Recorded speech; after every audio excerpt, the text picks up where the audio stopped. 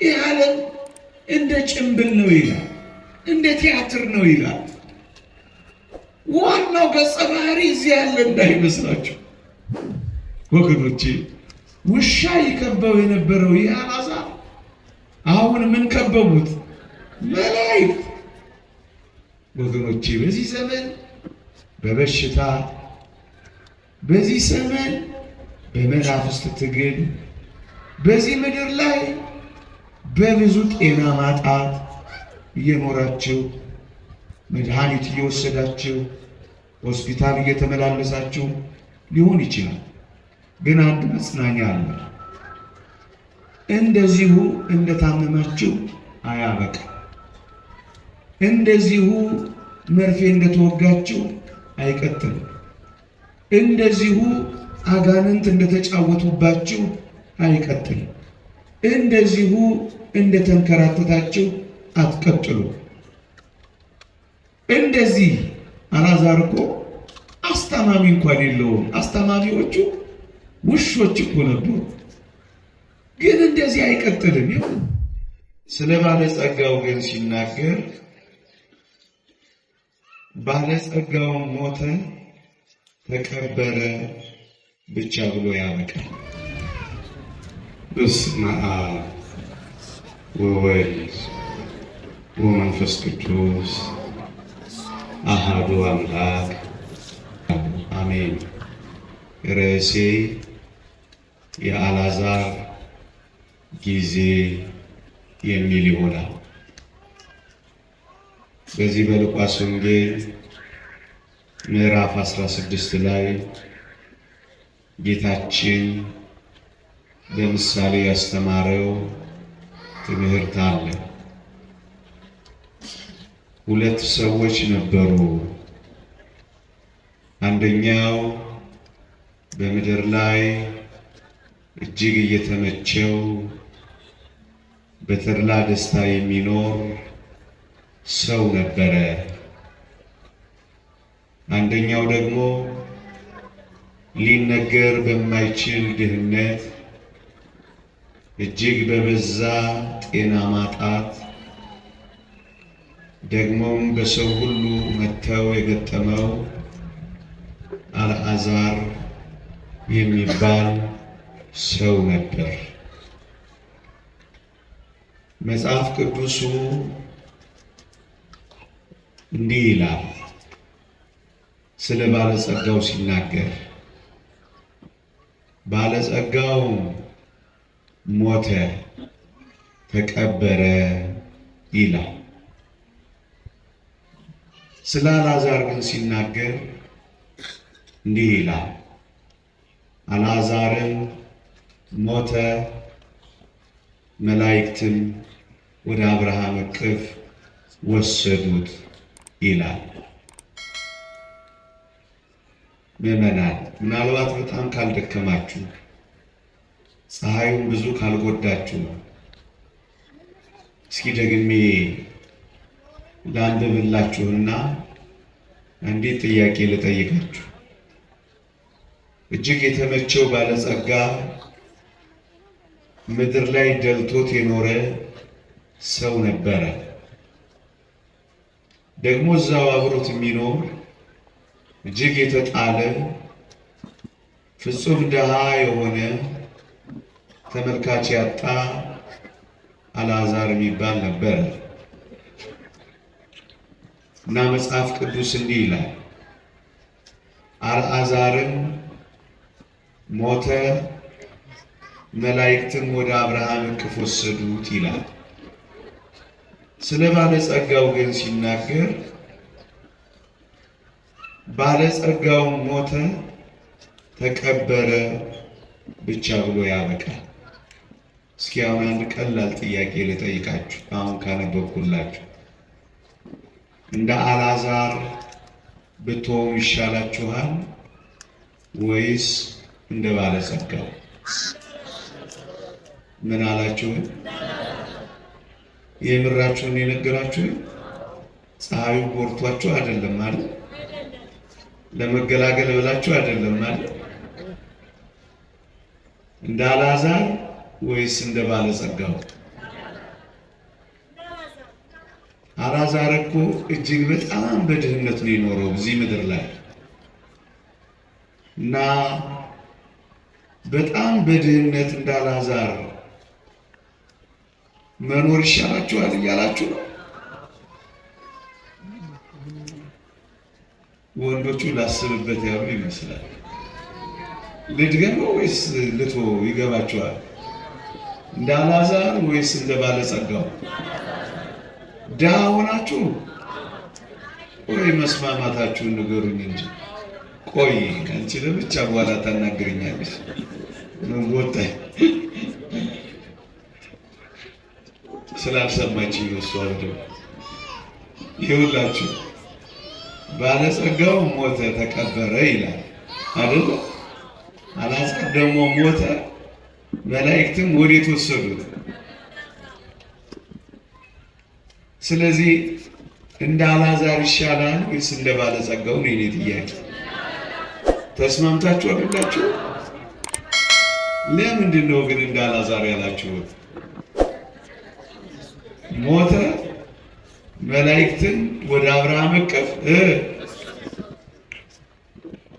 ፍጻሜው ሲያምር ነው የሚሻለው ወይስ እዚህ ምድር ላይ ያለው አኗኗር ነው የሚሻለው? አያለ ነው አይደል? አልዓዛር በጣም በድህነት ነው የኖረው። እፍኝ ጥሬ ኩባያ ውሃ የሚሰጠው አጥቶ ነው የኖረው አልዓዛር። አባ ከና የሚለው ጎረቤት የለው አልዓዛር። እጅግ በጣም በጥልቅ ድህነት ውስጥ ቢኖርም በመጨረሻው ግን እንደ አልዓዛር የሚኖሩ ሰዎች መጨረሻ ላይ የሚጻፈው አልዓዛርም ሞተ፣ መላእክትም ወደ አብርሃም እቅፍ ወሰዱት የሚል ነው። ከዚህ የምንወስደው ክርስቲያኖች ምንድን ነው? በዚህ ምድር ላይ ጥልቅ በሆነ ድህነት ውስጥ እጅግ ዘግናኝ በሆነ ማጣት ውስጥ መብል መጠጥ ጉዳያችን ከመሆን ርቆ በናፍቆት የምንቃጠልለት ሆኖ ልንኖር እንችላለን።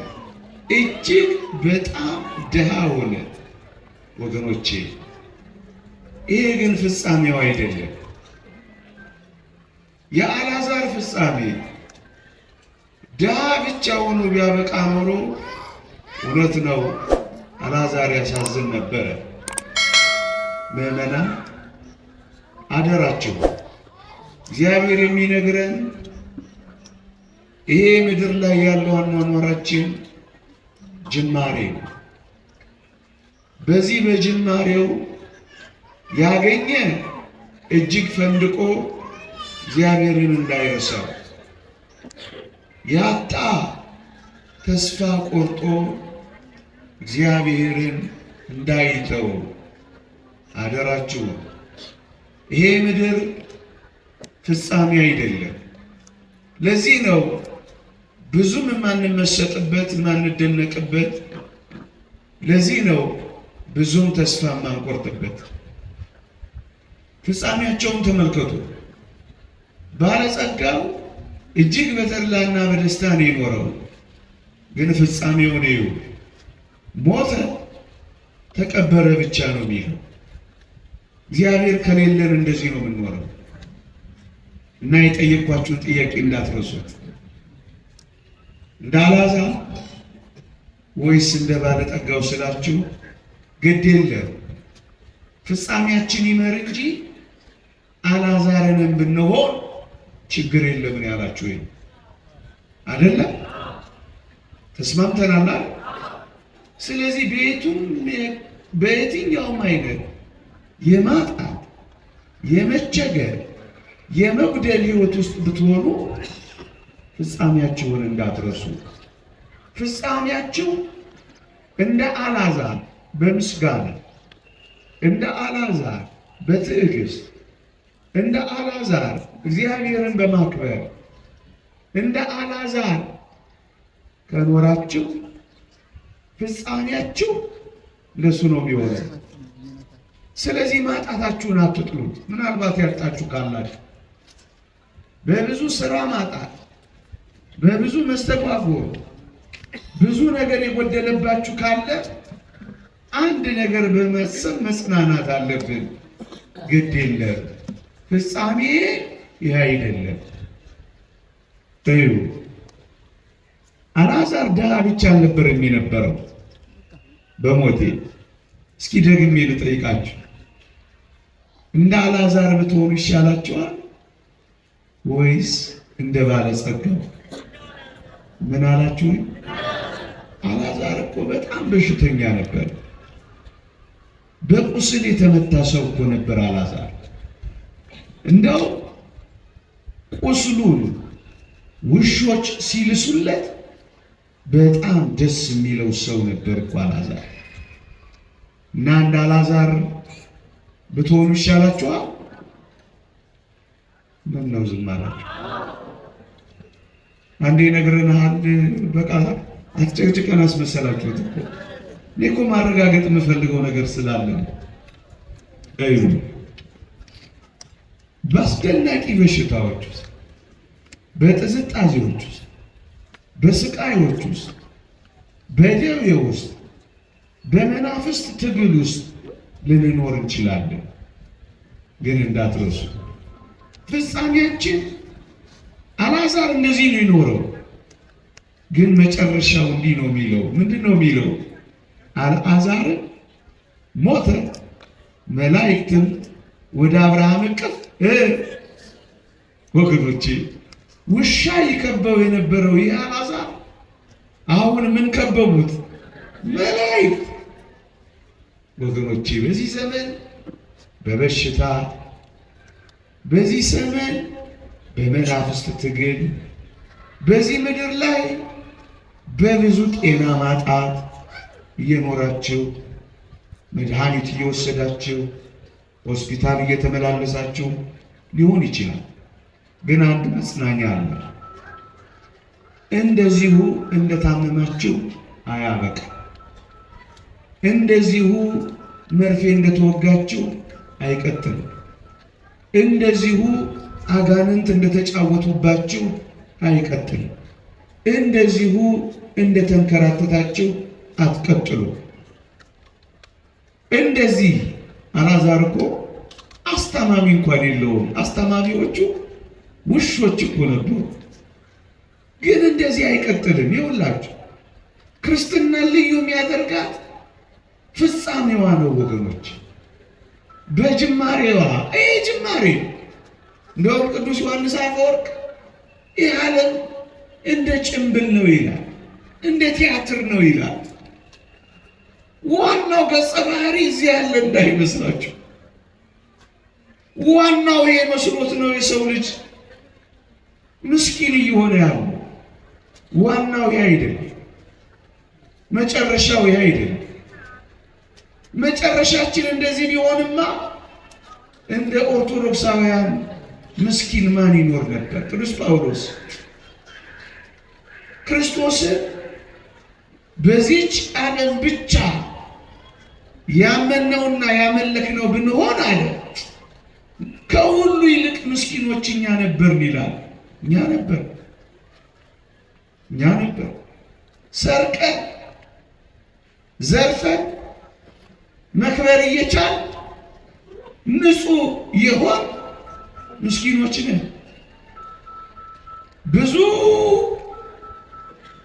ወንድ በማግባትና በማውጣት ብዙ ሴት ጋር በመድረስ መረን የወጣ ሕይወት እንዳንኖር የመጨረሻው ዘመን ነው የሚይዝ። ምን ልላችሁ ነው? ይህ ዓለም ዋናው መስሏችሁ፣ ይህ ዓለም የመጨረሻው መስሏችሁ ጤና ያጣችሁ በመናፍስት ትግል ከዛሬ ነገ ድናለሁ ብላችሁ ጥሩ የሆነ ቦታ ጥሩ ያልሆነ ቦታ የምትንከራተቱ አይዟችሁ። አልዓዛር እንደታመመ አላበቃማ እንዴ! መጽሐፍ ቅዱስ በዚያ የሚኖር ታምም ያለው አይልም ይላል።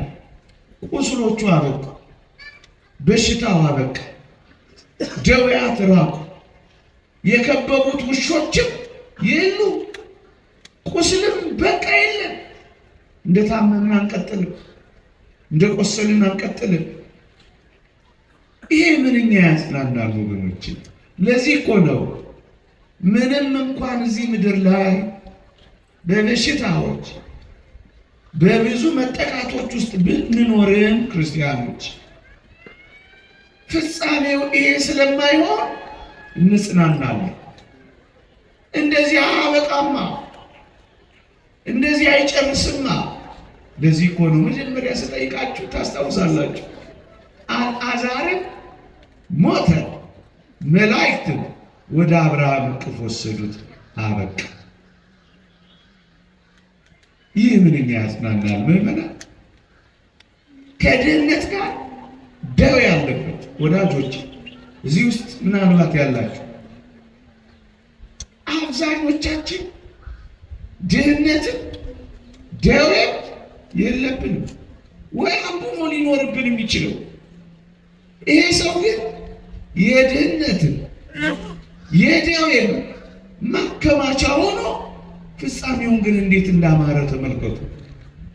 የተወደዳችሁ ክርስቲያኖች እኔ በዚች ማለዳ ልነግራችሁ የፈለግኩት ተስፋችሁን በፍጻሜው ላይ እንጂ ተስፋችሁን በጅማሬው ላይ እያደረጋችሁ በእግዚአብሔር ላይ አትነጫነጩ፣ እንዳልኖራችሁ አትቁጠሩ።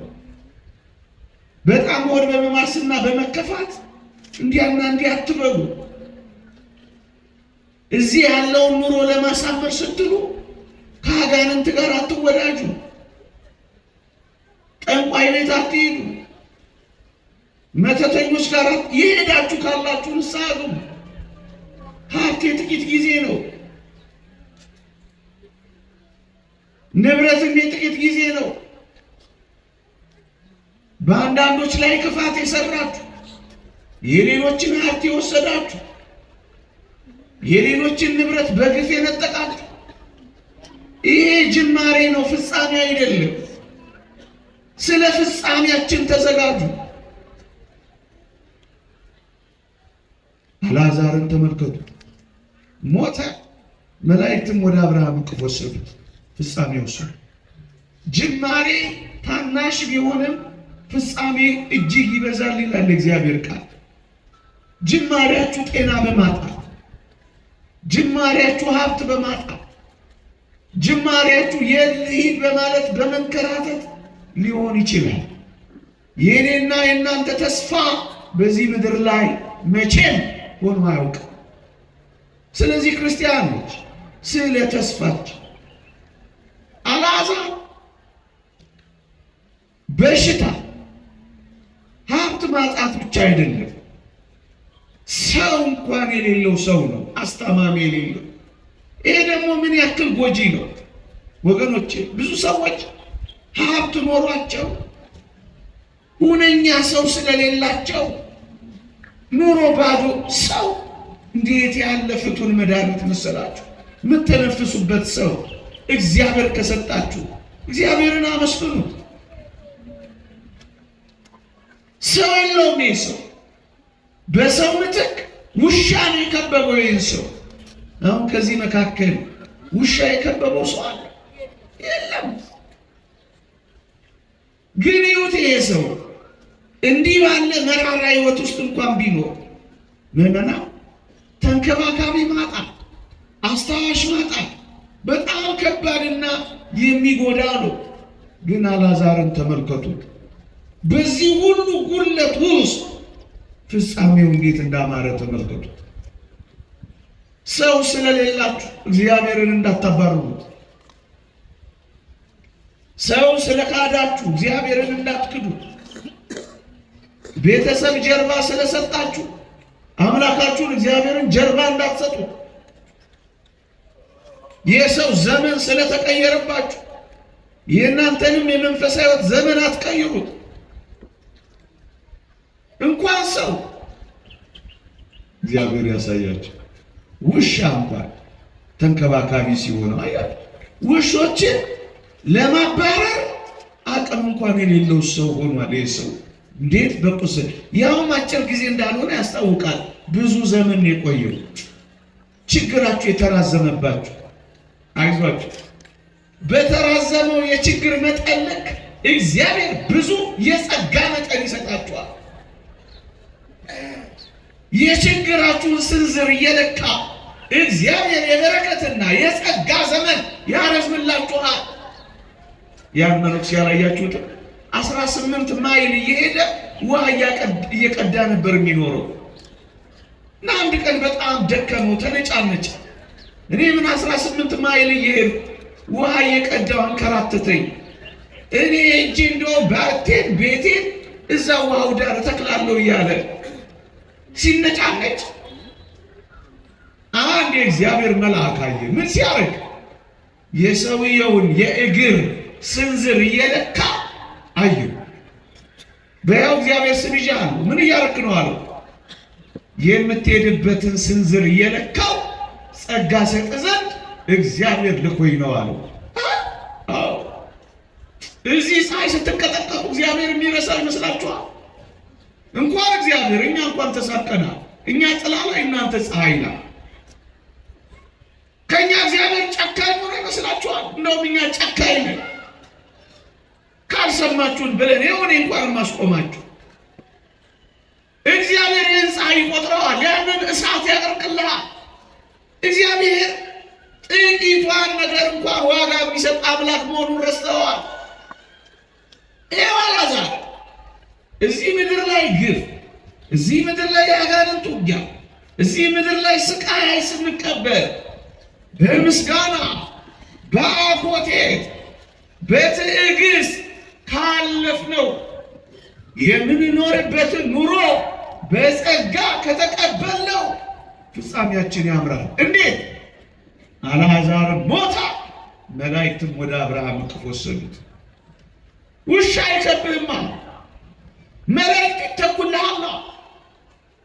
እንዴ ማንም ሰው የጠላው የሸሸውን ይሄ ሰው በምድራችን ላይ ታላቅ የተባለው አብርሃም አቀፈዋ። ዛሬ የሚያቅፍህ ላይኖር ይችላል። ዛሬ ተንከባ ይህንን የምናገረው የእውነት እንድንጽናና ነው። ተስፋችን ዘላለማዊ እንደሆነ እንድናስብ። ዝም ብዬ ዲስኩር ደስኩሬ ይቻላል ምንትስ ብዬ የሌላ ዓለም ልፈጥርላችሁ አይደለም።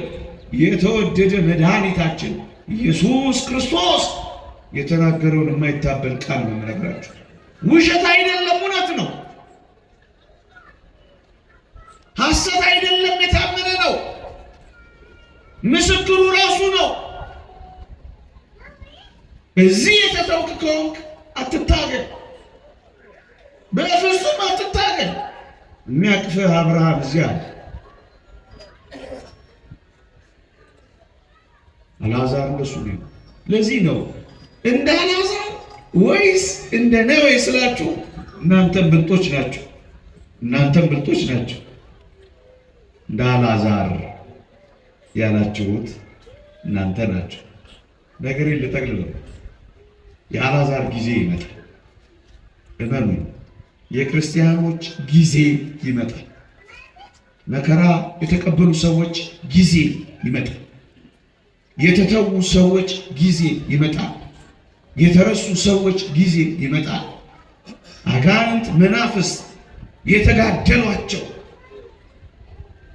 የሰበሯቸው፣ ኑሮ ያበላሹባቸው፣ ትዳር ያሳጧቸው ሰዎች ጊዜ ይመጣል።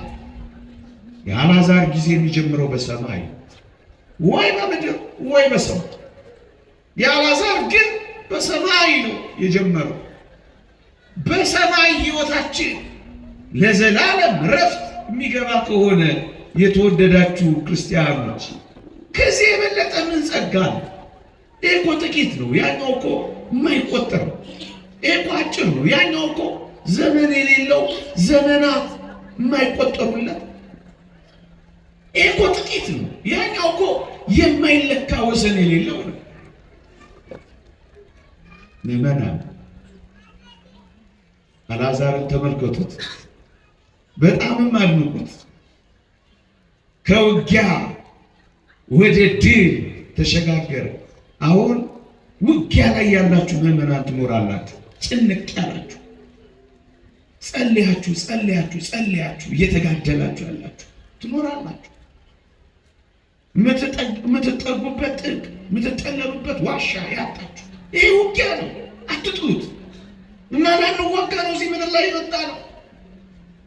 ክርስቶሳውያን ነን። ከዲያብሎስ ጋር ደም ተቃተናል። ከእኛ ጋር አይቀሬ ውጊያ ውስጥ ገብቷል። እንዳትረሱት፣ ውጊያ ውስጥ ነን። ውጊያ ውስጥ እንዳለን ግን ምንቀር ክርስቲያኖች የለንም። ድል እናደርጋለን። አልዓዛር ከውጊያ ወደ ድል ገባ። በባህር ውስጥ በማዕበል ውስጥ ነበር የሚኖረው። እየተዘፈቀ እየተደፈቀ እየተንከባለለ ነበር። አሁንስ ከሚናወፀው ባህር ወደቡ ላይ ሄዶ አረፈ።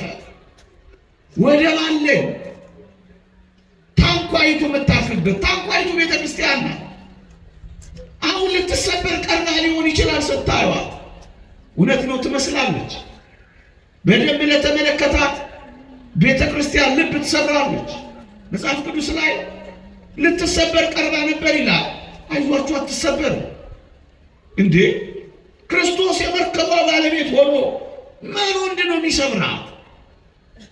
ማን ነው የሚያነክታት? ለመሰበር ትቀርባለች ግን አትሰበር። ምን ማለት ነው? የምትለያይ ትመስላለች። እዚህም እዛ የምናምን ሲኖዶስ የምናምን አትሰበርም። ለጊዜው ትግል ላይ ነው። ለጊዜው ማይበል አለባት። ሊደፍቃት ይሞክራል። የክርስቶስ ስለሆነች ግን አትሰበርም። በማለዳ የምትገለጥ ቤተክርስቲያን ናት። እዛ ዮሐንስ ወንጌል ላይ ያለችው በማለዳ የተገለጠችው ያቺ ቤተክርስቲያን በማለዳዋ ትገለጣለች። የት? በደብረ ጽዮን የምትሰበር ቤተክርስቲያን። የትኛው መናፍቅ ይምጣ አትሰበርም። የትኛውም የሚያለበለብል አዋቂ ነኝ ይበል አትሰበርም። የትኛውም አዲስ ካህን ይምጣ አትሰበርም። ተጠይቃ መልስ የምታወጣ ቤተክርስቲያን አይደለችም። አትሰበርም። ይመስላቸዋል። አትሰበርም። ያ ዘመቻ ፊልጶስ 2000 ዓመተ ምህረት አካባቢ ቤተክርስቲያኒቱን እንዳለ እንረከባለን ብለው ጀመሩ። ትልቅ ፈንድ ጀመሩ። እዚያው እንዳለ ነው የምንረከባት ብለው ውስጥ እንዳለች ወደ ሌላ ማስተላለፍ አይፈለግም። እዛው እንረከባታለን ብለው ጀመሩ። መጨረሻ ላይ የዚህ ዘመቻ ዳይሬክተር አንድ ነገር ተናገራሉ። ምን አለ? እኛ የኢትዮጵያ ቤተክርስቲያን ወደ 3ኛው ሚሊኒየም እንዳትሻገር በብርቱ ጥረን ነበር አለ። ነገር ግን የወጣቶች አድሃሪያን ማህበራት ብዙና እንዳንሰብራት አደረጉን አሉ። እፊታችን ቆሙብን አሉ። እናም ቤተክርስቲያኒቱ ተሻገረች አሉ። እንዳሻግሯት የሚፈልጉ በሙሉ እመኑኛ ይሻገሩ። ይህም ሥላሴ ካቴድራልም የዛሬ ስንት ዓመት ነው? ምናልባት አሁን 2018 ከዚህ ያለ 40 የዛሬ 58 እና 60 ዓመት ሙዚየም እናደርጋታለን ያሉት ሙዚየም ገብቶ ዘግተናታል ያሉት ተዘግቶባቸው እኔ ትደንቀኛለች። ልክ ሥላሴ ካቴድራልን ስገባ የማየው አንድ የዛ ዘመን ሰው መቃብር አለ። ወይ ቤተክርስቲያን የዘጉብሽን ሁሉ ትቀበያለሽ፣ ሙዚየም እናደርግሻለን ያሉትን ሁሉ ታቅፊያለሽ። ምን አይነት ፍቅር ነሽ እያሉ ነው ማለት ነው። እናንተስ እዛ መጣ ወደ በኋላ የምታርፍ ቤተክርስቲያን መልህቃችንን የምንጥልበት ቦታ ነው። አይዟችሁ በጣማችን በቁም ነገር አታድርጉት። ያን ያክል አትበሳጩ። በጣም ብዙ ነገር እንዳጣችሁ ሰዎች ፑርምት ጭርምት አትበሉበት። ያን ያክል አትደነቁ። ወደባችን ማረፊያችን እዛ ነፍሳችን ካንተ በቀር በሌላ በማንም አታርፍ አላርፍም ይላል። እዚህ ውስጥ ያላችሁ በብዙ ባለጠግነት ውስጥ የምትኖሩ እንኳን ቢሆን እረፍት ይህ እንዳይመስላችሁ። እረፍታችን የት ነው? አልዓዛር ያረፈበት ቦታ ነው። ኖህ የለቀቃት ርግብ ማረፊያ አጥታ ስትንከራተት ቆይታ ምን እንዳደረገች አላነበባችሁ? ኖህ እጆች ላይ ሄዳ ነው ያረፈችው። ወዳጄ የቱም ቦታ ማረፊያ የለህም፣ አትንከራተት። ቁራ ከሆንክ ተንከራተት፣ የሞተውን ምኑንም የምትበላ ከሆንክ ተንከራተት። ርግብ ግን እንደዚህ ስላልሆነች ማረፊያ የኖህ እጆች ብቻ ነበሩ። ክርስቲያኖች ከተወደዱ የጌታችን ስለ እኔና ስለ እናንተ ከቆሰለው ከዚህ ቁስል እጆች በቀር የት ማረፊያ አለ? ነፍሳችን የት ታርፋለች? የነፍሱ እውነተኛ ማረፊያ የክርስቶስ ፍቅርና የክርስቶስ የቁስል እጆች ብቻ ናቸው። ሀብት ማረፊያ ሆኖ አያውቅም። ብዙ የሞቁ ቤቶች እረፍት ሰጥተው አያውቁም። እዚህ ምድር ላይ ጥያቄ ብቻ ነው፣ እረፍት የለም። እና ክርስቲያኖች አልዓዛር ከባህሩ ወደ ወደቡ ሄደ፣ ከድካም ወደ እረፍት ገሰገሰ፣ ከጉስቁልና ወደ ደስታ ተሻገረ፣ ብቻውን ከመረሳት ወደ ቅዱሳን ኅብረት ገባ፣ በውሾች ከመከበብ ወደ መላእክት አጀብ ተሸጋገረ። ፍጻሜ ይሄ መሆኑን ካመንክ በዚህ ዓለም ተስፋ አትቁረጥ። በጣም ይደንቃችሁ መጽሐፍ ቅዱሱ ጥቂት አስደናቂ ነገሮችን ይናገራል። እሱን ተናግሬ ባበቃ ይሻለኛል። እንኳን ፀሐዩ የኔም ንግግር ሊያነፍራችሁ ይችላል። ከዚህ ካለፈ በጣም ይገርማችኋል። አልዓዛር ለማኝ የነበረ ሰው ነበር። በምድር ላይ ሲለምንም ሰጪ ያጣ፣ የሚሰጠው ያጣ ምስኪን ነበር። የሚሰጥ ማግኘት እኮ ጸጋ ነው ወዳጅ። ለማኝ ነኝ ብቻ ብላ አታኩርፍ። ስትለምን የሚሰጥ ካገኘ እሰይ ጸጋ ነው፣ እግዚአብሔር ያራራልህ፣ እግዚአብሔር ካንተ ጋር። ለማኝ ነበር። እዚያ ከሄደው በኋላ ግን ምን እንደሆነ ታውቃላችሁ? የአልዓዛር ጊዜ ሲጀምር የሚለመን ሰው ሆነ። እዚህ ቤት በፍጹም ቅድስና፣ በፍጹም ትህትና፣ በፍጹም ጸጋ በመመላለስ ሕይወት ውስጥ የሚኖሩ ሰዎች እዚያ ተለማኞች ነው የሚሆኑት። ቅዱሳንን ይዋቸው ምን ነበራቸው? አሞኒዮስና አውሳቢዮስ እንዳሉት አንድ ጥሪታቸው እኮ ኢየሱስ ክርስቶስ ነበር። ይሄው እኛ ግን ቅዱሳንን የምንለምን ሆን።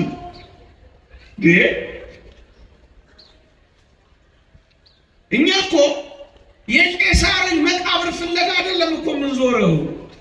የቅዱስ ጊዮርጊስን ልዳ ያለውን አጽሙ ተፈጭቶ የተበተነውን እሱ ላይ ነው ምን ሄደው ዱዲያኖስ፣ መክስሚያኖስ፣ ዲዮቅልጥያኖስ፣ ቄሳርን በዚያ መንደላቀቅ ውስጥ ኖረው አሁን ግን የሚፈልጋቸው የለም። ወዳጅ እዚህ ቤት ከኖርክ በጣም ቪአይፒ ትሆናለህ።